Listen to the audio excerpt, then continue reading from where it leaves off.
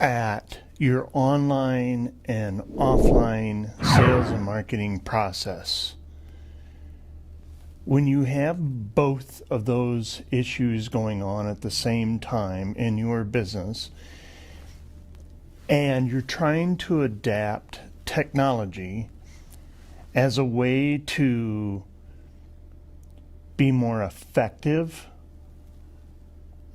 get great use of data, broaden your reach, your offer,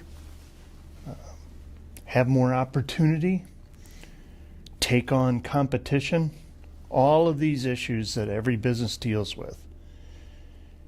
Here's some key factors we're going to look at. Let's start here with this chart. Now, this chart is from Smart Marketer Insights in the UK.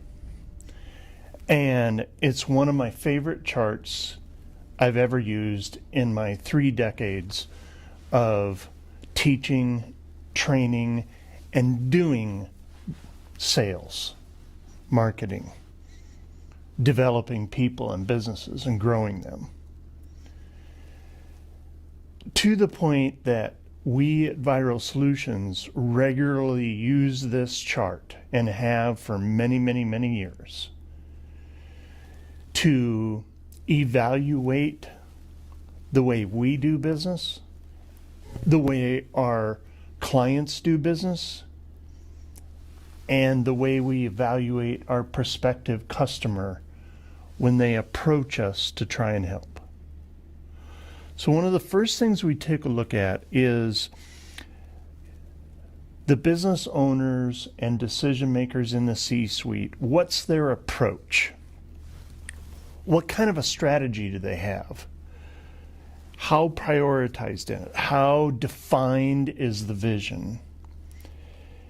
How agile and flexible are they? Does their business model modify and change with the way the marketplace is treating their offer, their service, their product?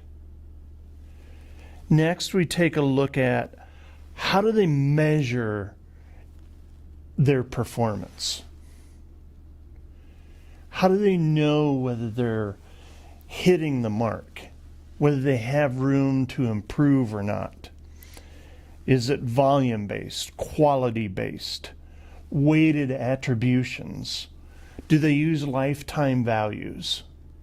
Each one of those levels goes deeper and deeper into the whole valuation of the customer experience in growing a business and knowing how it's working.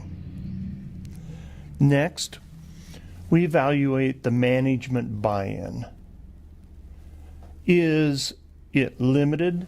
Is management buy-in off-site, uninvolved in the business? They're just stakeholders and have a lot of doers. Or way on the other end, are they an integral part of the strategic development and setting the vision so that those contracted agents and people who are to champion the process and to implement it working side by side with that owner's vision? How bought in are they? Maybe they just give it verbal support and rah, rah, rah, let's go, but don't provide adequate resources. These are variables that you want to evaluate in your business. We evaluate in ours and for our customers.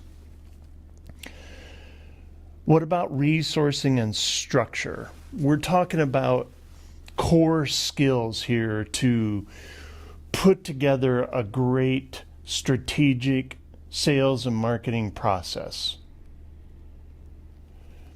Are there all the skills needed in the organization on site?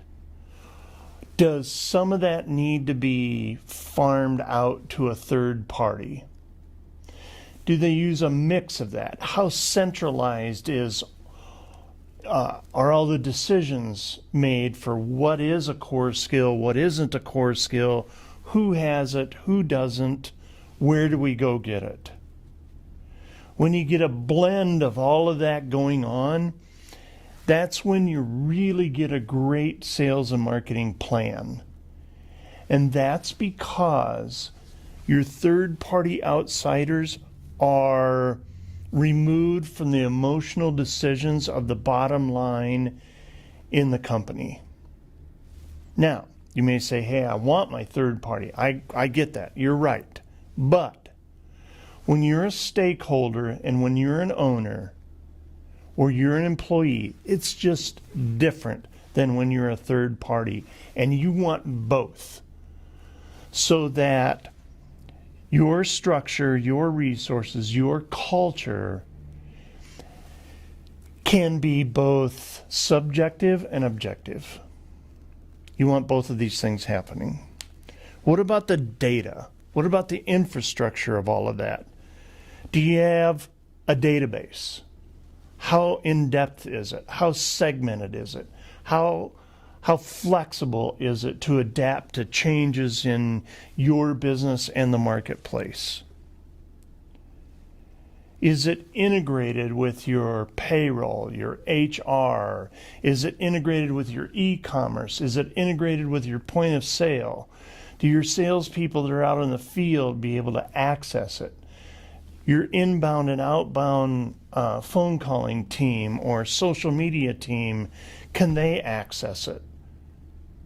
Do they know how to answer customer questions and find it really quick?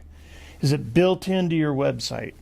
Offline, online transactions, everything.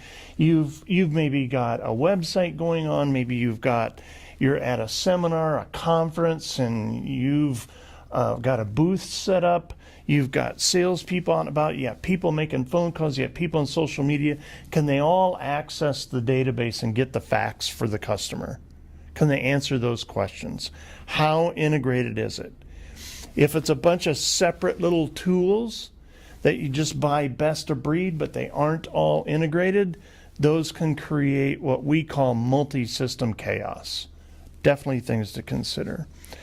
Then there's the customer communication side of all of that integration. How integrated is it? Is it synchronized? Is it only an inbound approach, not an outbound approach, or only outbound, not inbound? Is it personalized? Do you have a mix of paid and owned and earned media? Do you optimize for ROI on your advertising? Are you trying everything you can to maximize the customer lifetime value? And do you know what that number is? Do you know how to move the needle? Does all your communication with your customer and prospective customer, educating them, telling them about your product, why buy from you, is all of that communication streamlined and automated? Then there's the customer experience side. So we went through how your staff and employees can access everything, to how your customer feels about that, to the customer experience. Is the personalization contextualized? In other words, if I have problem A, is that what I see in the communication with me and the experience I have when I engage with your website, your social media, your TV, radio? How streamlined is that? How personalized is it? Or is it partially personalized and it was built for desktop, not for mobile, or built for mobile, won't adapt to desktop on your website? When I go from social media to website to seeing your people in a booth, do we have all the same colors, logos, fonts? Do I recognize your people? Do I have great brand awareness and communication going on? Does the message resonate with me? Because if I'm your prospective customer, I'm all I care about. These are the important factors that we use to evaluate a customer in the sales and marketing process when we know what we need to work on and help with and get the person in as much of category 5 optimization for marketing as we can possibly do. I hope this helps you. I hope it helps you understand the big picture of all these moving parts and how to evaluate yourself and how a marketing agency like ourselves at Viral Solutions gauges, judges, and makes a plan of attack for how we can bring our strengths to meet your strengths. Thanks for joining us. Make it a great day and go optimize your business.